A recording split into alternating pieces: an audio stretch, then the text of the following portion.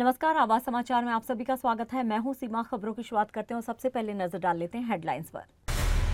पहलगाम हमले का मास्टरमाइंड लश्कर कमांडर आतंकी हाशिम मूसा ढेर, ऑपरेशन महादेव की निर्णायक जीत। गौरव गोगोई का सरकार से सीधा सवाल, पीओके पर क्या है रणनीति। मोहन भागवत का नया मंत्र, भारत अब बनेगा शेर ना कि सोने की चिड़िया। वैशाली में बना बौद्ध श्रद्धा का नया केंद्र, बुद्ध स्मृति स्तूप का 29 जुलाई को होगा उद्घाटन। और दिव्या देशमुख ने रचा इतिहास, FID वुमेन्स वर्ल्ड कप 2025 का जीता खिताब। और अब खबरें विस्तार से। भारतीय सेना को आतंक के खिलाफ एक और बड़ी कामयाबी मिली है। जम्मू कश्मीर के पहलगाम हमले के मास्टरमाइंड और लश्कर-ए-तैयबा के टॉप कमांडर हाशिम मूसा को आखिरकार मौत की नींद सुला दिया गया है। 28 जुलाई की सुबह श्रीनगर के लिडवास के घने जंगलों में सेना ने ऑपरेशन महादेव के तहत जबरदस्त एनकाउंटर किया। हाशिम अपने 2 साथियों के साथ वहीं छिपा हुआ था। सेना को खुफिया इनपुट मिली कि वो पाकिस्तान भागने की कोशिश में है। सेना ने ऑपरेशन की बारीकी से तैयारी की। ह्यूमन इंटेलिजेंस, ड्रोन सर्विलेंस और थर्मल इमेजिंग टेक्नोलॉजी से आतंकियों की हर हरकत पर नजर रखी गई। सुबह घेराबंदी के बाद जैसे ही सुरक्षा बलों ने इलाके को कवर किया, आतंकियों ने फायरिंग शुरू कर दी। करीब 6 घंटे चले इस एनकाउंटर में हाशिम मूसा सहित उसके 2 और साथी मारे गए। एनकाउंटर के बाद जब तलाशी ली गई तो वहां से AK-47 grenade, IED, Pakistani passport और एक सैटेलाइट फोन बरामद हुआ है। इस सैटेलाइट फोन के जरिए हाशिम का ISI से सीधा संपर्क था। हाशिम मूसा को न सिर्फ 22 अप्रैल को हुए पहलगाम हमले का साजिशकर्ता माना जाता था, बल्कि 2024 के सोनमर्ग जेड मोह टनल पर हुए हमले में भी उसका हाथ था, जिसमें 6 मजदूर और एक डॉक्टर की जान गई थी। पहलगाम हमले में उसने वाईसरन घाटी में 7 दिन तक रेकी की थी। हाशिम पहले पाकिस्तान की स्पेशल सर्विस ग्रुप यानी कि SSG में पैरा कमांडो था। 2022 में उसने आतंकी संगठन लश्कर-ए-तैयबा का दामन थामा और भारत में कई हमलों की साजिश रची। इसके खिलाफ लंबे समय से ऑपरेशन चल रहा था और सरकार ने उस पर 10 लाख रुपए का इनाम घोषित कर रखा था। सेना ने ऑपरेशन के दौरान इस बात का खास ख्याल रखा कि किसी भी नागरिक को नुकसान न पहुंचे। जंगल क्षेत्र में छिपे आतंकियों को ट्रैक करने के लिए स्वदेशी तकनीक वाले ड्रोन और थर्मल कैमरे लगाए गए थे। रात में भी आतंकियों की गतिविधि को ट्रैक किया गया। एनकाउंटर के बाद की तस्वीरें अब सामने आ चुकी हैं, जिसमें मारे गए आतंकियों के शव, बरामद हथियार और ऑपरेशन में इस्तेमाल हुई तकनीक साफ देखी जा सकती है। ये एनकाउंटर सिर्फ एक आतंकवादी के खात्मे की कहानी नहीं है, बल्कि ये पाकिस्तान की धरती पर पलने वाले उस नेटवर्क को कड़ा संदेश है जो भारत में दहशत फैलाना चाहता है। आज भारत की सेना ने ये साफ कर दिया है कि आतंक का कोई चेहरा हो, कोई ठिकाना हो, अब वो ज्यादा दिन नहीं टिकेगा। लोकसभा में ऑपरेशन सिंदूर पर चर्चा के दौरान कांग्रेस सांसद गौरव गोगोई ने सरकार पर तीखा हमला बोला है। उन्होंने पूछा है कि अगर अब पीओके नहीं लेंगे तो आखिर कब लेंगे। गोगोई ने रक्षा मंत्री राजनाथ सिंह से उस बयान पर सवाल उठाया जिसमें उन्होंने कहा था कि हमारा मकसद युद्ध नहीं था। गोगोई बोले कि जब हमारे पास दुनिया के बेहतरीन फाइटर जेट हैं तो फिर हमें दूर से हमला क्यों करना पड़ा? क्या हम पास से हमला नहीं कर सकते थे? गोगोई ने चीफ ऑफ डिफेंस स्टाफ के उस बयान पर भी सवाल खड़ा किया जिसमें कहा गया था कि विमान रेंज में नहीं जा सकते थे। कांग्रेस सांसद ने इसे देश की सुरक्षा नीति पर सवाल बताते हुए कहा है कि सच्चाई सामने आनी चाहिए। गोगोई के इस बयान के बाद लोकसभा में हलचल तेज हो गई। अब देखना है कि सरकार इन सवालों का क्या जवाब देती है।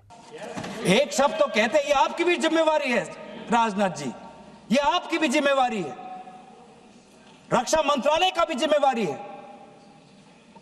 बार बार हम ये देख रहे हैं सर कि आदरणीय गृह मंत्री जाते हैं, कहते हैं कि बहुत अच्छा बंदोबस्त हो गया है, टेररिज्म के हमने उनकी रीढ़ की हड्डी तोड़ दी। तब भी उरी होता है, तब भी बालाकोट, तब भी पुलवामा होता है, तब भी पहलगाम होता है। अंत में जाके जिम्मेवारी कौन लेता है? जम्मू कश्मीर के लेफ्टिनेंट गवर्नर नहीं। अगर जिम्मेवारी किसको लेनी पड़ेगी तो आदरणीय गृह मंत्री आपको लेनी पड़ेगी। नैतिक जिम्मेवारी आपको लेनी पड़ेगी। आप लेफ्टिनेंट गवर्नर के पीछे नहीं छुप सकते। आप लेफ्टिनेंट गवर्नर के पीछे ये केंद्र सरकार नहीं छुप सकती, क्योंकि गृह मंत्री खुद वहां पे थे कुछ ही हफ्ते पहले। खुद उन्होंने सिक्योरिटी का रिव्यू लिया कि आपके पास जानकारी नहीं थी।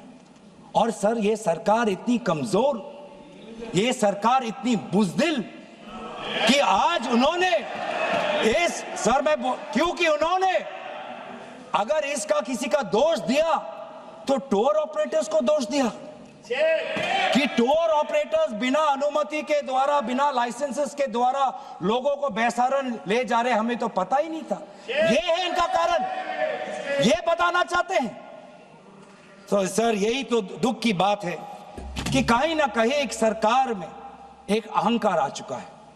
इंटेलिजेंस और सिक्योरिटी जो फ्रेमवर्क है, एस्टैब्लिशमेंट है, जो लोग हैं जो निर्णय लेते हैं इंटेलिजेंस और सिक्योरिटी की, आज उनमें एक अहंकार आ गया है कि चाहे जितनी भी बड़ी गलती हो उन पर कोई सवाल नहीं उठा सकता। लेकिन आज हम सवाल उठा रहे हैं, आज हम सवाल उठा रहे हैं, आज हम सवाल उठाएंगे। प्रधानमंत्री मोदी जी, आपको अब सऊदी अरब में थे, आप जब वापस आते आपका पहला नैतिक कर्तव्य होता कि पहलगाम आप जाते, लेकिन आप पहलगाम नहीं गए। एक सरकारी कार्यवाही के लिए आप बिहार गए और चुनावी भाषण दिया।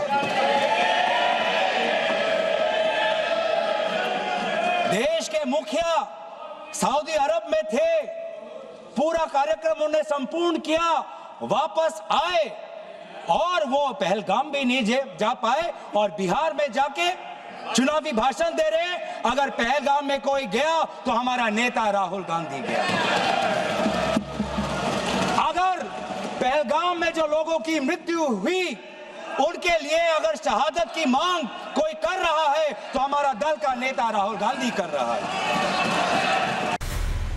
संघ प्रमुख मोहन भागवत ने भारत की ताकत और पहचान को लेकर बड़ा बयान दिया है। कोच्चि में आयोजित राष्ट्रीय शिक्षा सम्मेलन में उन्होंने कहा कि भारत को अब सिर्फ सोने की चिड़िया बनने की नहीं बल्कि शेर बनने की जरूरत है।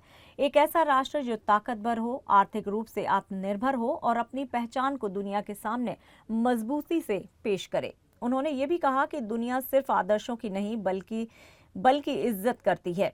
भारत को अपनी सांस्कृतिक पहचान और भाषा के साथ समझौता नहीं करना चाहिए। भागवत ने दो टूक कहा, इंडिया भारत है लेकिन भारत भारत है और हमें इसे भारत ही कहना चाहिए। यद्यपि इंडिया दैट इज भारत है, लेकिन भारत भारत है और इसलिए हमारी बातचीत में, लिखने में, बोलने में, व्यक्तिगत हो या सार्वजनिक हो, हमको भारत को भारत ही कहना चाहिए। किसी का नाम गोपाल है तो अंग्रेजी में हम उनको इंट्रोड्यूस करते समय ही इज मिस्टर काउहर्ट ऐसा नहीं कहते। गोपाल रिमेन्स गोपाल। से भारत मस्ट रिमेन भारत, क्योंकि भारत भारत है तो भारत के आइडेंटिटी का सम्मान है।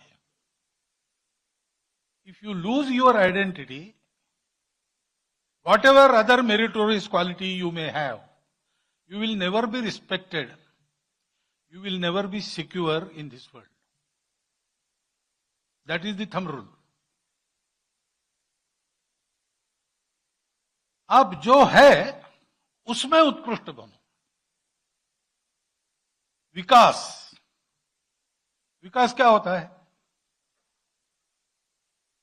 सर्कस में हाथी फुटबॉल खेलता है, बंदर, monkeys, they ride the bicycle. उनका डेवलपमेंट नहीं है। They are copying human beings. We will purchase tickets giving our money and go to see the feat, but we will never respect animals for that. Animal gets respect in his own jungle. Circus के शेर को हम डरते नहीं हैं, जंगल का शेर उसको रिस्पेक्ट मिलता है। शिक्षा में भारतीयता, भारत की शिक्षा में भारतीयता, because we are all Bharat and we have to stand on our own. So doing that, first we have to think, what is Bharat? What is education? Education, we know what it is, to learn. But to learn what? Learn to earn. Only that? केवल उतना? वैसे देखा जाए तो earning और learning का कोई बहुत संबंध है ऐसा तो नहीं दिखता. There are many who have less education. They create some business and employ learned people as their employees. That always happens. आपको अपना पेट भरना है तो आप में हिम्मत चाहिए, दम चाहिए. मुख्य बात वो है. शिक्षा क्यों चाहिए? मनुष्य को शिक्षा की आवश्यकता क्या है? पेट भरने के लिए. That is a very natural instinct in all living beings. Zoology class में पहला चैप्टर है difference between living and non living. और मनुष्य जो करता है वो सब उसमें है. Locomotion, reproduction, injection, excretion, all these things are there. These are सामान्य, common qualities. आहार निद्रा भय मैथुन सामान्य में तत् पशुभिर नराणाम. मनुष्यों का विशेष क्या है? अगर इतना ही करना है तो मनुष्य भी एक पशु है. लेकिन हम देखते ऐसा नहीं है, क्योंकि पशुओं को cognitive understanding, learning and evolving into a higher being, ये प्रोसेस नहीं है. So animal is a prisoner of fate. वो जन्म लेता है, क्यों जन्म लिया उसको पता नहीं. मरेंगे कैसे, कब, उसको पता नहीं. उसको एक ही बात पता है, मरते दम तक जीना है. जीने के लिए खाना है. और मृत्यु आएगी. तो अमर होने का एक ही रास्ता है, प्रजा बढ़ाओ, अपने स्पीसीज की संख्या बढ़ाओ. पशु वो करता है, और वो करने के लिए उसको सीखना नहीं पड़ता. It is naturally, very instinctively built in mechanism in all living things. लेकिन मनुष्य, वी से इन हिंदी, करनी करे तो नर का नारायण बन जाए. Proper karma if you perform, from nar you became Narayan. And if you go to some improper karmas, नर का नराधम हो जाता है. आदमी भगवान भी बन सकता है, राक्षस भी बन सकता है. उसको चॉइस है. राक्षस बनेगा, अपना भी लाइफ बिगाड़ेगा, सबका लाइफ बिगाड़ेगा. भगवान बनेगा, अपना भी जीवन उन्नत करेगा, सबका जीवन उन्नत करेगा. मनुष्य को शिक्षा की आवश्यकता इसके लिए होती है, to choose in a right way. और इसलिए शिक्षा में ये बात सही है, शिक्षित व्यक्ति भूखा नहीं रहना चाहिए. क्योंकि नर का नारायण भी बनना है तो साधन तो वही है, शरीर, मन, बुद्धि. उसका विकास आवश्यक है, उसको अवसर भी आवश्यक है. तो शिक्षा का one small intention behind getting education is this, to be able to stand on your own in your life, to be able to keep your family intact. रोटी, कपड़ा, मकान, स्वास्थ्य, शिक्षा, अतिथि सत्कार, ये मनुष्य के गृहस्थ धर्म में कर्तव्य होते हैं. ये सब ठीक से हो सके. संत कबीर ने कहा, साईं इतना दीजिए जामे कुटुंब समाए.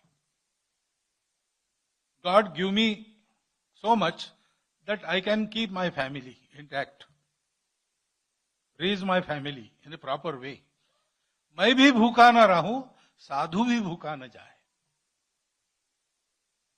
मुझे भी भूख का कष्ट नहीं होना चाहिए और आने वाले लोग, समाज के लोग, जिनकी सेवा समाज के सब लोगों को करनी है, ऐसे लोग, समाज सेवक, अतिथि, इनको भी मैं खिला सकूं. ये 6 गृहस्थ धर्म के कर्तव्य मैं कर सकता हूं पूरे. ये आत्मविश्वास, ये कॉन्फिडेंस एजुकेशन से मिलना चाहिए. एजुकेशन से मनुष्य का जीवन सुस्थिर होना चाहिए. अपनी हिम्मत पर दुनिया में कहीं भी फेंक दो, I will stand on my own, ऐसा एजुकेशन मिलना चाहिए. अप्लाई नो रिप्लाई, 10-10 साल इसमें वेस्ट होते हैं. ये शिक्षा के बाद स्थिति नहीं होनी चाहिए. एक तरफ एम्प्लॉयमेंट चाहिए, रोजगार चाहिए, दूसरी तरफ मैं अपने हाथ से कमा सकता हूं. कोई मुझे नौकरी देगा तो मेरा पेट भरेगा, ये नहीं होना चाहिए. 29 जुलाई का दिन बिहार के लिए बेहद ऐतिहासिक होने वाला है. बौद्ध धर्म की जन्मभूमियों में शुमार वैशाली में अब एक नया अध्याय जुड़ने जा रहा है. मंगलवार को मुख्यमंत्री नीतीश कुमार वैशाली में बने बुद्ध सम्यक दर्शन संग्रहालय सह स्मृति स्तूप का उद्घाटन करेंगे. ये स्तूप न सिर्फ बिहार बल्कि पूरी दुनिया के बौद्ध अनुयायियों के लिए आस्था और आकर्षण का नया केंद्र बनने जा रहा है. करीब 72 एकड़ में फैले इस भव्य स्तूप को 550 करोड़ 48 लाख रुपए की लागत से विकसित किया गया है. दिलचस्प बात यह है कि आधुनिक भारत के इतिहास में ये पहला ऐसा स्तूप है जिसे केवल पत्थरों से बनाया गया है, बिना ईंट, सीमेंट या कंक्रीट के. इसमें राजस्थान के वंशी पहाड़पुर से लाए गए 42,000 से ज्यादा बलुआ पत्थर टंग एंड ग्रूव तकनीक से जोड़े गए हैं, जो इसे हजारों सालों तक टिकाऊ और भूकंप रोधी बनाते हैं. इस स्तूप की ऊंचाई 33.10 मीटर है, जो मशहूर सांची स्तूप से करीब दुगनी है. इसका बाहरी व्यास लगभग 50 मीटर है. पहले तल पर भगवान बुद्ध का वो 80 कलश रखा गया है जो 1958 से 62 के बीच खुदाई में मिला था. यही इस स्मारक का सबसे पवित्र और ऐतिहासिक हिस्सा माना जा रहा है. उद्घाटन समारोह के लिए दुनिया भर के 15 देशों से बौद्ध भिक्षु वैशाली पहुंच रहे हैं, जिनमें चीन, Japan, Thailand, Sri Lanka, Nepal, Myanmar, Bhutan जैसे देश प्रमुख हैं. ये स्तूप वैश्विक बौद्ध सांस्कृतिक पर्यटन का नया केंद्र बन सकता है. परिसर में ध्यान केंद्र, विशाल पुस्तकालय, संग्रहालय block, amphi theatre, solar plant, तोरण द्वार और सुंदर बागवानी इसे एक आधुनिक धार्मिक आध्यात्मिक स्थल की पहचान देते हैं. यहाँ उड़ीसा के कलाकारों द्वारा बनाई गई भगवान बुद्ध की एक विशाल प्रतिमा भी स्थापित की गई है, जो श्रद्धालुओं के लिए खास आकर्षण का केंद्र है. मुख्यमंत्री नीतीश कुमार खुद इस परियोजना को बौद्ध पर्यटन के विस्तार और राज्य की सांस्कृतिक पहचान से जोड़ते हैं. मंगलवार का दिन वैशाली के साथ ही साथ पूरे बिहार के लिए गर्व का पल होगा, जब ये आधुनिक और प्राचीन विरासत का संगम आम लोगों के दर्शनार्थ खुलेगा. तो कल यानी कि 29 जुलाई को वैशाली में इतिहास रचने जा रहा है. एक स्तूप जो न केवल पत्थरों से बना है बल्कि आस्था और शांति के सिद्धांतों से भी गढ़ा गया है. भारतीय शतरंज के इतिहास में एक नया अध्याय जुड़ गया है. 19 वर्षीय दिव्या देशमुख ने FIDE वुमेन्स वर्ल्ड कप 2025 का खिताब अपने नाम कर लिया है. उन्होंने दुनिया की शीर्ष महिला शतरंज खिलाड़ियों में शुमार कोनेरू हम्पी को हराकर ये उपलब्धि अपने नाम की है. फाइनल मुकाबले में दोनों भारतीय दिग्गजों के बीच जबरदस्त टक्कर देखने को मिली. दोनों क्लासिकल गेम्स ड्रॉ रहे, जिसके बाद फैसला रैपिड टाई ब्रेकर में हुआ. दिव्या देशमुख ने हम्पी को हराकर न केवल खिताब जीता बल्कि एक नया इतिहास भी रच दिया है. दिव्या देशमुख भारत की 88वीं ग्रैंड मास्टर भी बन गई हैं, जो शतरंज की दुनिया में सबसे प्रतिष्ठित मानी जाती हैं. इस जीत के बाद दिव्या को इनामी राशि के रूप में लगभग 43 लाख रुपए मिलेंगे. वहीं हम्पी को करीब 30 लाख रुपए मिलेंगे. ये पहली बार है जब इस प्रतिष्ठित टूर्नामेंट के फाइनल में 2 भारतीय शतरंज खिलाड़ी आमने सामने थीं. दोनों ही खिलाड़ी अब 2026 में होने वाले महिला क्रेडिट्स टूर्नामेंट के लिए क्वालिफाई कर चुकी हैं. इस टूर्नामेंट से अगले विश्व महिला चैंपियनशिप मैच में मौजूदा विश्व चैंपियन चीन की जू बेनजुन की प्रतिद्वंदी का फैसला होगा. और आवाज समाचार में यहाँ लेंगे एक छोटा सा ब्रेक. आप बने रहिए हमारे साथ.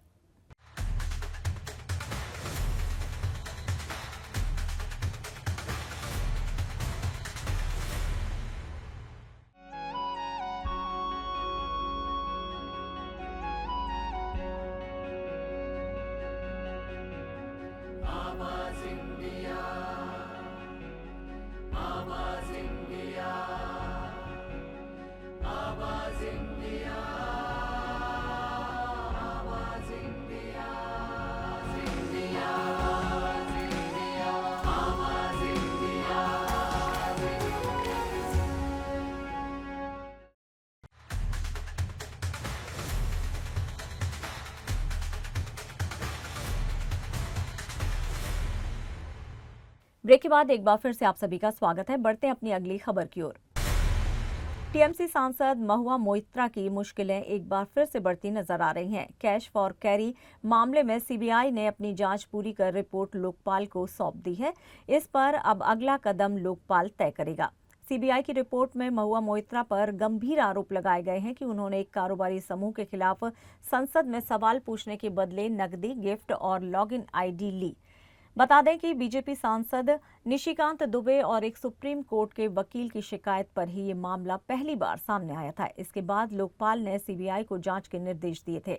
महुआ मोइत्रा को दिसंबर 2023 में अनैतिक आचरण के आरोप में लोकसभा से निष्कासित कर दिया गया था। हालांकि उन्होंने सुप्रीम कोर्ट में इस फैसले को चुनौती दी है और इसे साजिश बताया है। लेकिन 2024 के चुनावों में महुआ ने फिर से जीत दर्ज की और अब 18वीं लोकसभा में टीएमसी की सांसद हैं। अब देखना होगा कि लोकपाल सीबीआई की रिपोर्ट के आधार पर क्या फैसला लेता है।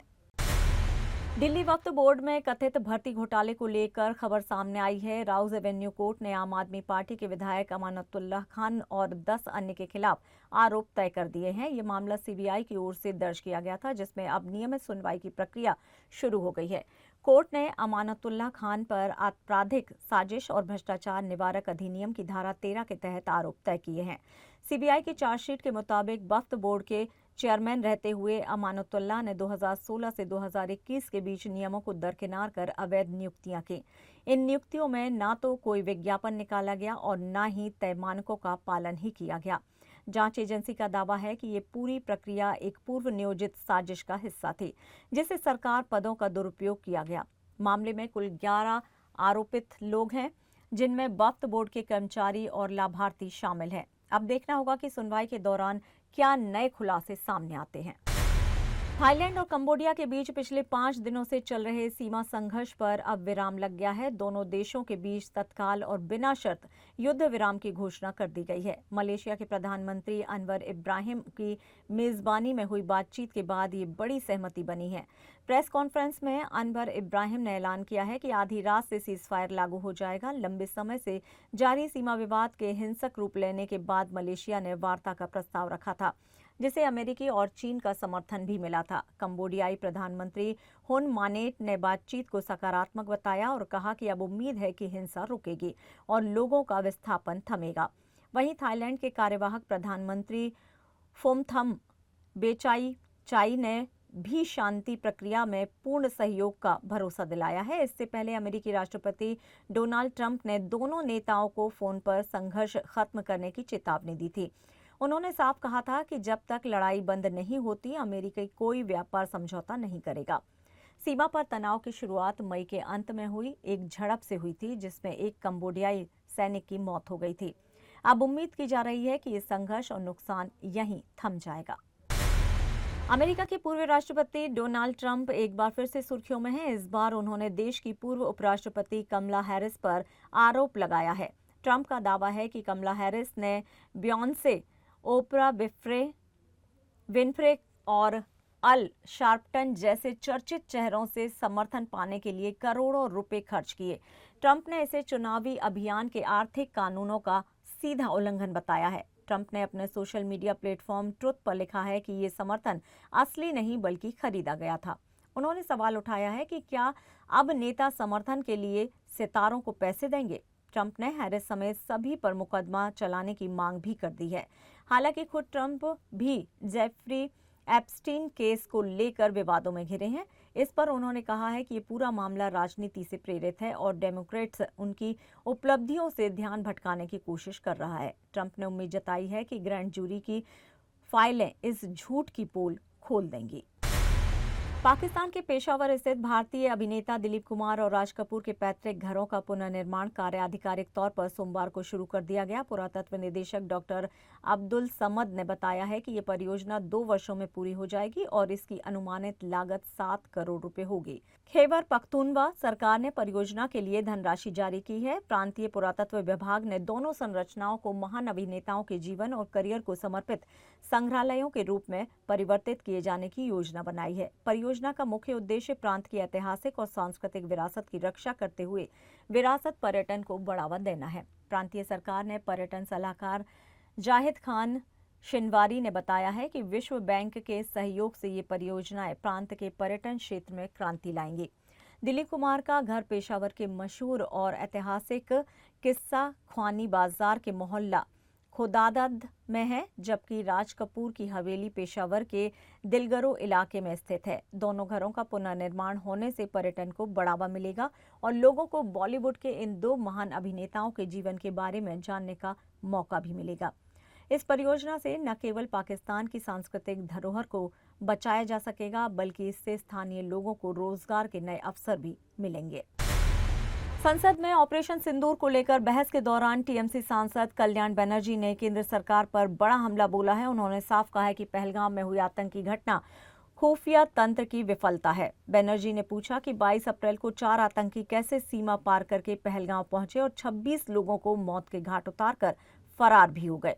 सवाल उठाते हुए उन्होंने कहा कि बीएसएफ और सीआईएसएफ क्या कर रहे थे और गृह मंत्री अमित शाह की जिम्मेदारी कौन तय करेगा।